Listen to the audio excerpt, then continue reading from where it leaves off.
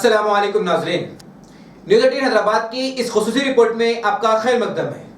आइए नजर डालते हैं आज की अहम खबर पर। जाने से हमने पता किया कि सिंधु नदी का जल रोकने की क्या व्यवस्था भारत सरकार के पास है, तो पता चला कि सिंधु नदी का जल रोकने की कोई व्यवस्था ही नहीं है भारत सरकार के पास।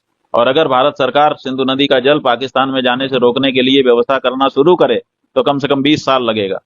कि पैसा कितना लगेगा वो तो छोड़ ही दो, 20 साल का समय कम से कम लगेगा, तब ही सिंधु नदी का जल रोक पाएगा भारत अपने यहाँ। और आप कह दे रहे हैं हम सिंधु नदी का जल रोक देंगे। मतलब कैसे, आप क्या कर रहे हो आप? इसका मतलब है कि जनता को मूर्ख बनाया जा रहा है। अब तो ये स्पष्ट है कि कोई है जो भारत को चुनौती दे रहा है। जो सरकारें हैं वो तो कहीं ना कहीं असफल हो रही हैं। मारने वाला सैकड़ों किलोमीटर से चल के आता है, बड़े बड़े हथियार अपने साथ लिए रहता है, एक नहीं अनेक की संख्या होती है। बाहर आराम से आ जाता है, आराम से घटना करता है, 30-40 मिनट रुक करके लोगों को मारता है, पूछता है, ये करता है, वो करता है, और फिर आराम से चला जाता है। कहाँ से आया कहाँ चला गया पता ही नहीं है। सबसे समस्या ये है कि जब हमारे घर में हमने चौकीदार रखा हुआ है और हम कहीं चले गए, हमारे घर में कोई घटना होती है तो हम सबसे पहले किसको पकड़ेंगे? सबसे पहले तो चौकीदार को पकड़ेंगे ना, कि तुम कहाँ थे, क्यों ये घटना हो गई तुम्हारे रहते हुए, किस लिए तुमको रखा था। लेकिन यहाँ नहीं ऐसा हो रहा है। यहाँ जो है कहते तो हैं कि हम चौकीदार हैं, लेकिन चौकीदारी अगर की गई होती, हाँ चौकीदार अगर अपने काम में पक्का होता है तो उसके ऊपर आक्रमण करके उसको कोई मार दे, लेकिन फिर कहा जाता है कि इस चौकीदार ने अपना निभाया। यहाँ तो कुछ पता ही नहीं है, कोई लड़ा ही नहीं उनसे, किसी ने उनको रोकने की कोशिश ही कहीं नहीं की। वो आए, घटना की, आराम से चले गए, कहीं पर उनको कोई बाधा नहीं है। कहाँ है चौकीदार? और चौकीदार के बारे में चर्चा ही नहीं हो रही है। अब कह रहे हैं हम उनको सबक सिखा देंगे, हम ये कर देंगे, हम वो कर देंगे। पाकिस्तान की धरती से आए थे।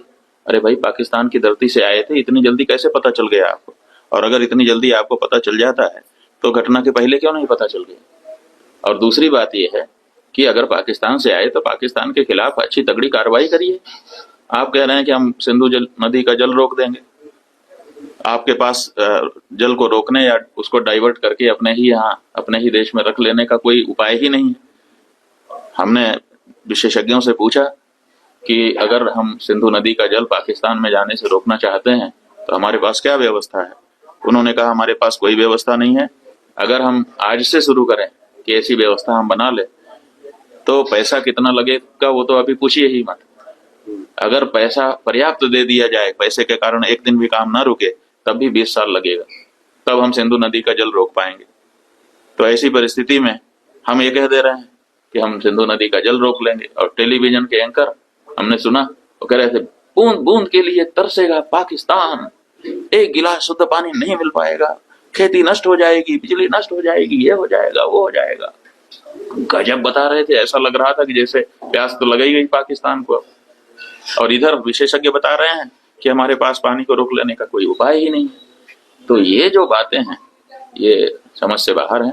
हमारा ये कहना है कि घटना बहुत बड़ी हुई है, इससे बहुत सारी शिक्षा समझ लेने की आवश्यकता है, सबक लेने की आवश्यकता है। और सबसे पहले जिन लोगों से ये चूक हुई है उनको चिन्हित करने की आवश्यकता है और उनको दंडित करने की आवश्यकता है। उसके बाद अगर कोई बाहरी है तो उसके ऊपर भी। नाजरीन, न्यूज़ 18 हैदराबाद चैनल को लाइक, शेयर, सब्सक्राइब जरूर करें। इसी तरह की याद दें। मैं इब्राहिम, अल्लाह हाफिज।